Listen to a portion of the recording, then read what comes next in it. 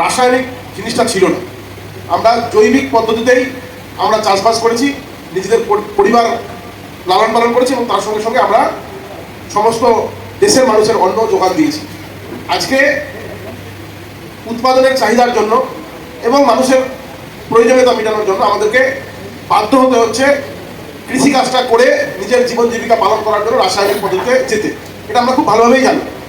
কোনো কৃষকই চায় না নিজের জমি, যাকে তার আমরা মা বলে মনে করি, সেই জমির উপরে অকথ্য অত্যাচার করে সেই জমিটার উর্বরতা শক্তি নষ্ট করে দিয়ে আগামী দিনে যত জমিটা মানে কি বলবো বন্ধা হয়ে যায়, সেরকম আমরা কেউ চাই না। কিন্তু আজকে যে সরকারগুলো দিনের পর দিন চালাচ্ছে আমাদের এই রাজ্যটাকে, তারা বাধ্য করেছে আমাদেরকে যে আমাদের কৃষিকাজটা করতে হলে অধিক থেকে অধিক ফলন করে অন্তপক্ষে আমাদের নিজের পরিবার প্রতিপালনের জন্য যেটা প্রয়োজন এবং তার সঙ্গে সঙ্গে সারাটা বছর বেঁচে থাকার জন্য যেটা প্রয়োজন সেটা আমাদেরকে করতে হচ্ছে।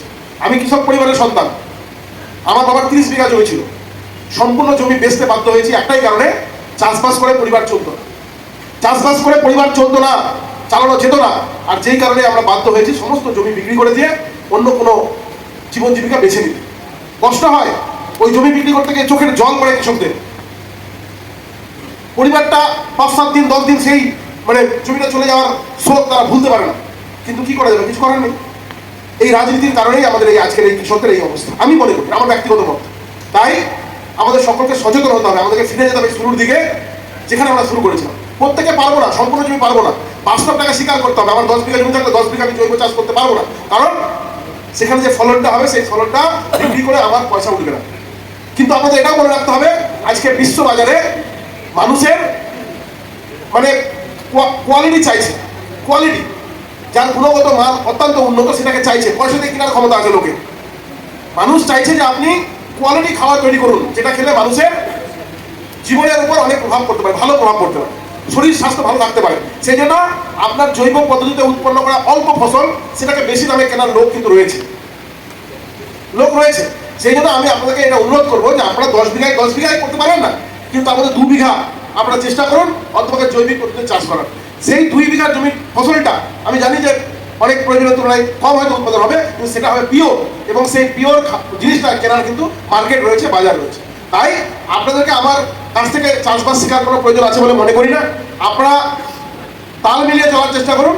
বর্তমান ভারতবর্ষের সরকার মাননীয় মোদীজির নেতৃত্বে শুধুমাত্র কৃষকদের উন্নয়নের জন্য নয়, সামগ্রিক গোটা ভারতবর্ষের মানুষদের স্বাস্থ্যের উন্নতির জন্য জৈবিক চাষে আর অনেক এগিয়ে আসছে, অনেক সাহায্য সহযোগিতা করছে।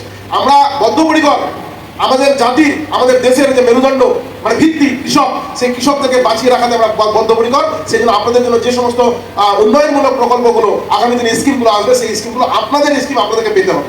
গৌরদা একটা কথা বলেছে, প্রতিটা এডিএ অফিস যেগুলো, ব্লক অফিস যেগুলো কৃষি দপ্তর, সেগুলো কিন্তু গুগুর বাসায় পরিণত হয়েছে। রাজনৈতিক দলের দ্বারা ওই এলাকার সমস্ত চাষবাসী কৃষকদের পরিচালিত হতে হয়।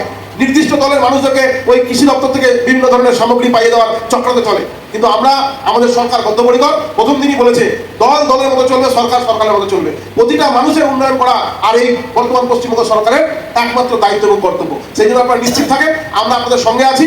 আপনারা একটু সাহায্যের হাত বাড়ান। আপনারা কি করলে আরো ভালো হতে পারে আমাদের, সেই জিনিসটা আপনারা দয়া করে আমাদের সামনে তুলে ধরার চেষ্টা করুন। আমরাও সরকারের তরফ থেকে আমরা বদ্ধপরিকর যে আপনাদের পাশে থেকে কি করে আমরা আরো ভালো ফসল উৎপাদন করতে পারি, জৈবিক পদ্ধতিতে প্রাকৃতিক কৃষি চাষের মাধ্যমে আমরা ভালোভাবে ফসল উৎপাদন করে পশ্চিমবঙ্গের স্বাস্থ্যটাকে আমরা রক্ষা করতে পারি, পশ্চিমবঙ্গের মাটিটাকে আমরা রক্ষা করতে পারি। এইটুকু কথা বলে উপস্থিত সকলকে আমি আমার তরফ থেকে আবারও আন্তরিকভাবে অনেক অনেক শ্রদ্ধা নমস্কার প্রণাম জানিয়ে আমার যারা অন্নদাতা ভগবান তাদেরকে আমি আরেকবার আমার কুর্নিশ জানিয়ে আমার বক্তব্য শেষ করছি। ভালো থাকবেন। বন্দে মাতরম। ভারত মাতা জয়।